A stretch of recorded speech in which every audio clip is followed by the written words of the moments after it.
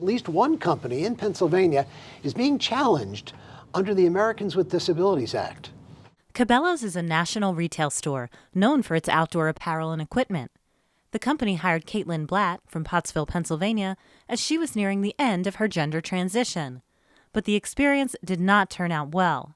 She claimed she was subject to lewd comments, discriminatory jokes, in addition to not being able to use a bathroom corresponding with their gender identity. It's unique from the other cases in the way that it implicates the Americans with Disabilities Act. Blatt not only filed a sex discrimination lawsuit, but claimed protection under the ADA.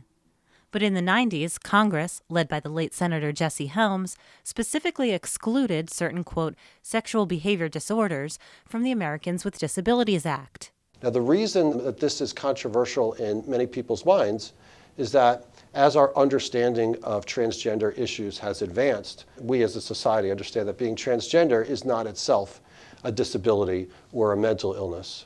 However, there can be disabilities that are related to it, and in the case of Blatt, the person is claiming gender dysphoria, which is not something that affects every transgender person, but rather people who are incredibly distressed to a high degree of psychological harm because of the discrimination they suffer, because of the being treated differently as who they are.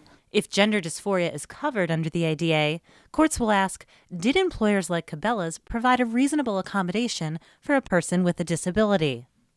The plaintiff was offered a gender-neutral bathroom, and on its face, maybe people would say, well, that's a reasonable accommodation under the Americans with Disabilities Act. Why isn't it?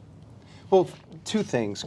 First, she has a claim of sex discrimination as well as disabilities discrimination. Right. So, right. And they refused to do things as basic as she was transitioning, she asked them to put her name on her chosen name on her name tag, and they said, no, we're going to keep your dead name on that name tag. So they disrespected her identity, they disrespected her gender, and they refused to allow her. The reason she sought accommodations is because as part of her transition, there were things that she needed. A restroom is actually not something that somebody needs differently because of their transition, but does need access to a restroom.